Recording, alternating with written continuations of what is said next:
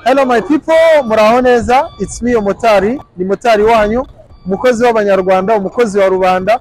Narabyiyemeje gutumika akazi kanjye ngakora neza kandi nagerageza kugaragariza abantu buri kintu cyose kijyanye na moto icyo nzashobora kijyanye no kubabwira ibintu bijyanye na moto nzajya mbibabwira nkuko unabibona kuri description yanjye handitseho ibintu bijyanye n'ibyo ngibyo ko ngomba kugerageza uko nshoboye abantu bakabona ikimotari nk'akazi keza cyangwa se bakabona ibyiza biri mu gutwara moto mu gutega moto n'ibindi bijyanye n'ibyo ngibyo. Rero nk'ibisanzwe uyu munsi nanone n'undi munsi turashaka kubereka ibindi bintu bishya, turashaka kubaganiriza ibintu bifite akamaro, bityo turabasaba yuko mwaguma ku murongo. Nkuko mubibona rero ndi ku kibuga aho bigishiriza moto, bahita Norvège cyangwa se Ikarama, bahigishiriza moto bakayigishiriza n'ibindi binyabiziga bigiye bitandukanye. Gusa uyu munsi turi buze kwibanda kuri moto nk'ibisanzwe nyine. Uyu munsi ndongera kuganira n'umwarimu wigisha moto nkuko twakoze ikiganiro benshi muri mwebwe bakagikunda cyavugaga ku bijyanye nuko umuntu ashobora kwitwara mu kizamini kugira ngo abone perime ye. Uyu munsi rero nanone tugiye kuganira n'umwarimu kugira ngo dusubize bimwe mu bibazo byinshi bitandukanye tuba twibaza ku bijyanye na moto, ku bijyanye no kwiga moto. Bityo ndakugira inama yo kuguma ku murongo kandi ukore subscribe nimba utarayikora, turusheho kwenjoyinga twese hamwe. Thank you. Nkuko mubibona rero turi kumwe n'umwarimu, umwe mu barimu bigisha hano Norvège cyangwa se Ikarama, bamwita Teacher Jackson. Ni umwarimu wanyigishije ngewe, yigisha inshuti zanjye n'abandi bantu bose nagiye murangira. Mu by'ukuri serivisi ze uburyo yigishamo ni nta makemwa, mu by'ukuri yanyigishije neza, menya moto mu bintu ubu ngubu kabisa nshobora gushimira Imana nuko niyo ntwaye moto mba mvuga ni rwose ndagerageza kubera ko yamaye amasomo neza kandi n'icyabigaragaje nuko nakoze ikizamini nkabona perime. Ni umwarimu utsindisha rero, ni umwarimu wigisha neza kandi ukunda akazi. Yitwa Teacher Jackson, niwe tugiye kuganira kuri uyu munsi. Reka tubanze tumusubize kandi tumuhe ikaze. Teacher, uraho neza? Amahoro. Umuhungu wawe mba nagarutse ku gusura. Karibu rwose. Biragenda mu kazi? Ndabona mbasuye abantu ni benshi noneho kandi ni muri weekend. Ubu ngubu ibizamini birimo birakorwa muri iyi minsi. Munsi ni ku cyumweru, ejo ni ku wa mbere dufite ibizami kugeza ku wa gatanu.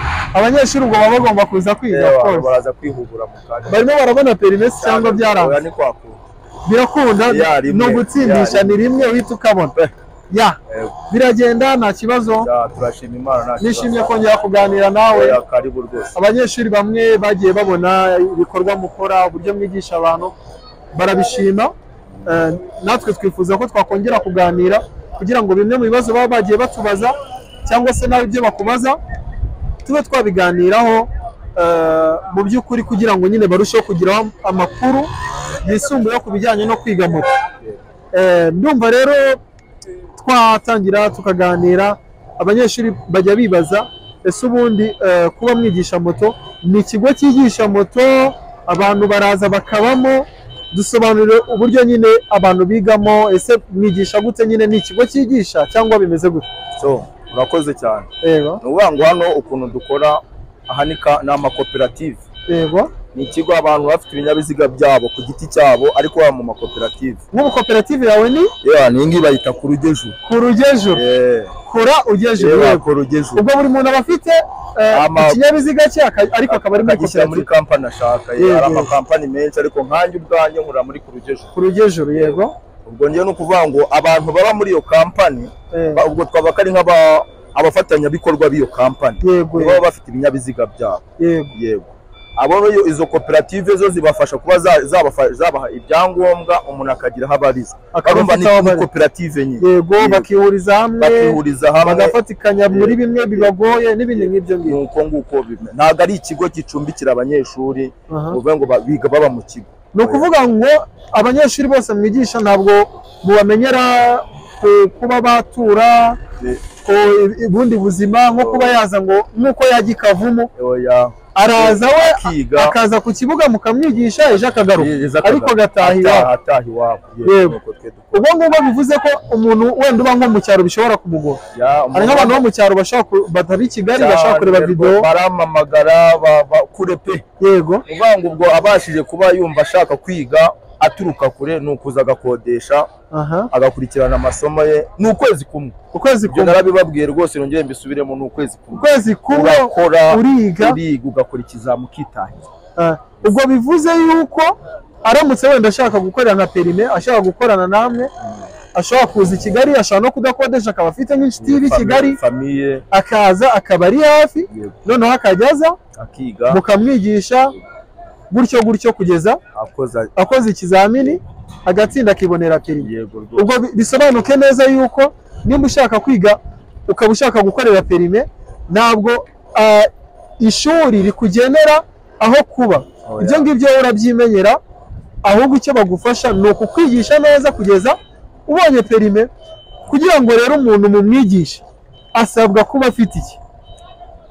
hari nko kuba twavuga tuti wenda nk'abantu bagiye gusaba akazi hasabwa ibi hasabwa ibi. umuntu ugiye ku ishuri wenda byo kwiga muri segonderi asabwa kuba yaratsinze wenda muri primaire. ese mwebwe kugira ngo umunyeshuri mu mwakire abasabwa iki kugira ngo aze kwiga? ni ubonetse wese cyangwa ruvuga ngo umunyeshuri cyambere gisabwa no kuba yujuje imyaka. imyaka rero ni imyaka ukeneye kategori ya moto. Yego abafite imyaka 18. imyaka 18. icyambere no kuba wujuje imyaka kugira ngo babashe kuba bakwigisha. icya kabiri ugomba kuba ufite iyo provisoire. ugomba kuba warashatse provisoire ukaba uyifite. ubwo ni ikizamini cya teori dukora cy'amategeko y'umuhanda mbere yo kwinjira mu muhanda ngo utangire kwiga. ubwo ugomba kuba warabonye provisoire.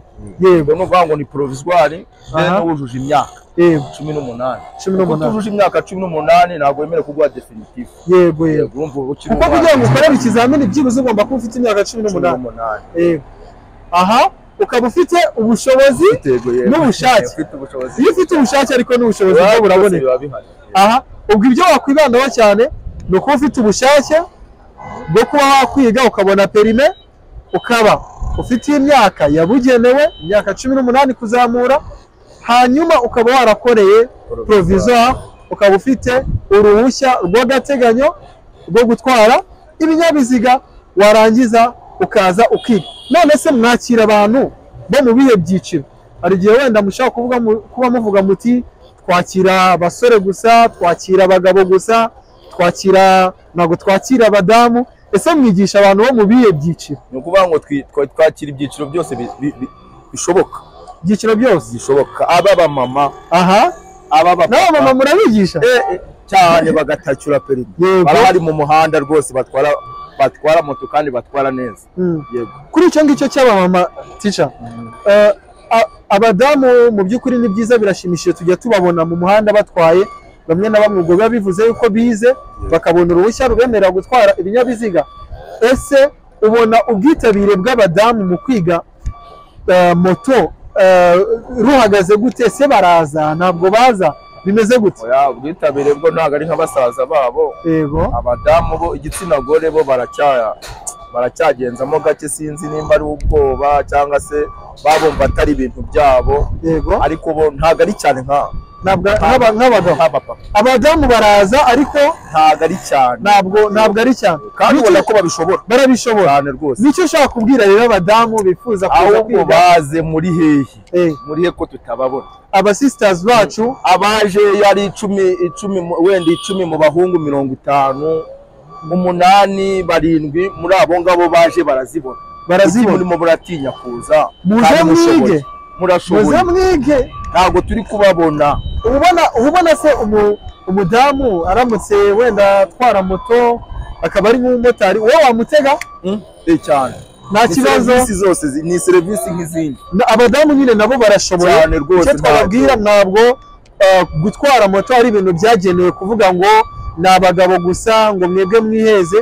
namwe ni ahanyu muze mwige moto mubone perime mutware abanyarwanda. mu by'ukuri ku bibuga turabakeneye. namwe muze mwihugure mwabona uruhushya rubemerera gutwara moto. ushobora gutwara abagenzi ushobora kugura akamoto nawe ukajya ukagendaho. Ntabwo wikumva yuko rero gutwara moto ari ikintu kigomba gukora abagabo gusa ngo badamu babe basigara. Wumvisha yuko ku ishuri hano ingeri zose bazakira kandi bakabigisha mu buryo bukwiye, nta gutoranya ngo uyu ni umugabo cyangwa se uyu ni umugore. Abantu iyo baje kwiga hano se nk'abadamu wenda ashaka kuvuga ati nzatinya kuza ku kibuga kubera yuko wenda bashobora kundeba ukundi, abantu batangara. Iyo abadamu bajya baza kwiga cyangwa se abakobwa baza kwiga baba bisanzuye, nta kibazo bajya bagira ku kibuga. Urebye yaje ari ubwa mbere ashaka kubanza kujyamo ibintu by'amasoni, yego, ariko umwumvisha uburyo ki ibyaje matere wenyine ubirimo. Arasanga abasaza kandi buri umwe bababajwe n'ibyo. Icyo gihe kureba amaso y'abasaza babo ugasanga agizemo akantu k'isoni, nawe nka mwarimu ubanza kumwumvisha ibyiza ajemo, kitajemo. Ntabwo ari wenyine umuha ingero z'abantu bari mu muhanda nawe abona.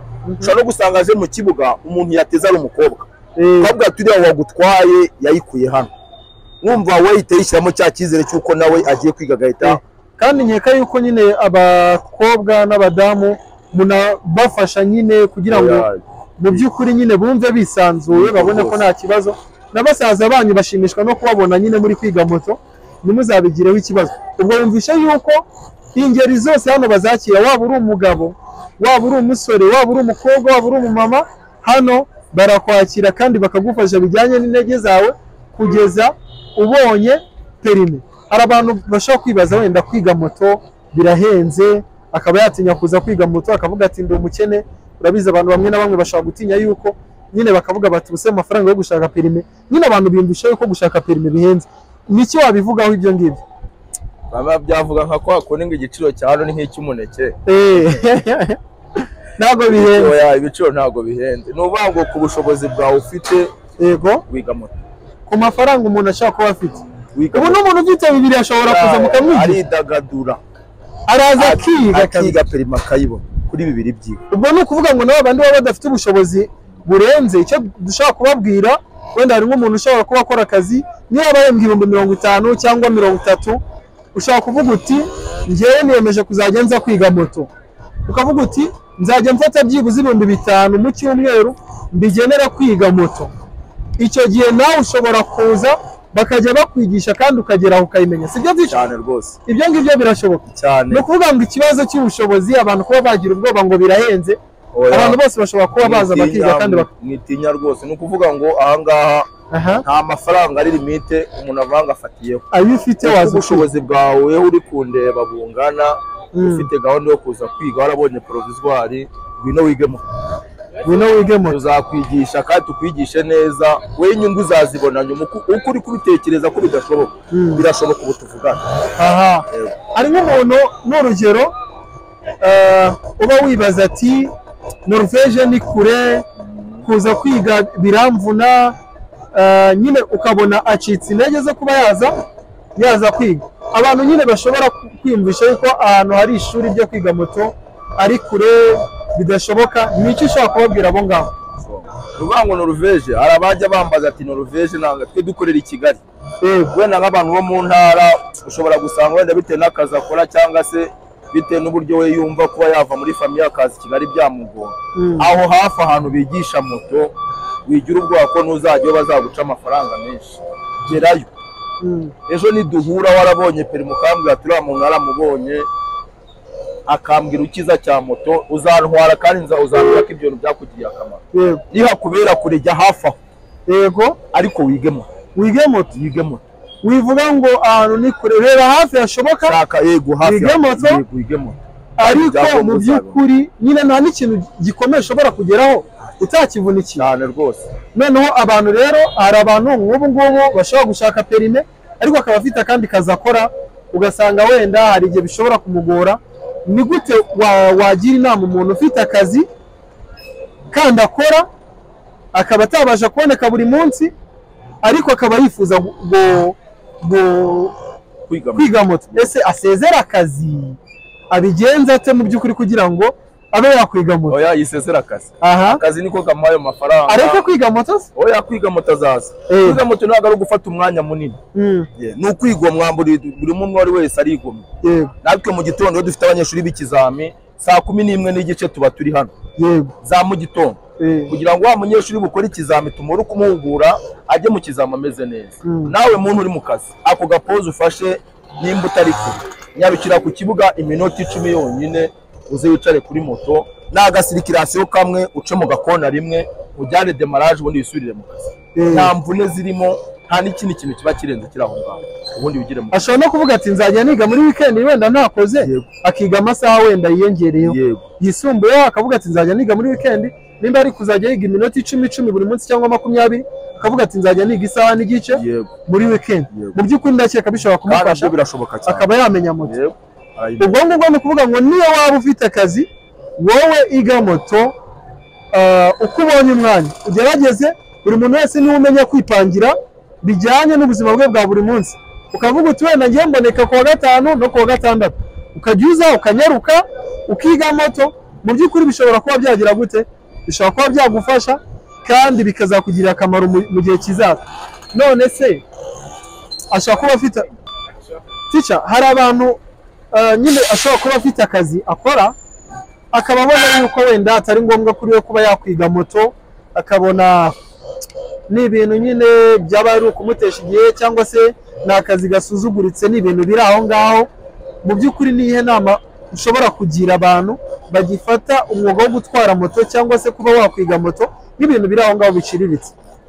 Abaye hari no gihari uri gusuzugura akazi k'ikimotari ntabwo turi kwemera, kuko urubyiruko rwinshi ruri mu mujyi wa Kigali abenshi uko bangana uko ariko kose ngira ngo wenda nka 1/3 cy'urubyiruko abenshi batwara moto. Ntabwo nakwiyumvisha ko haba hari umuntu rero ukiri aho ngaho waba ugisuzugura ikimotari.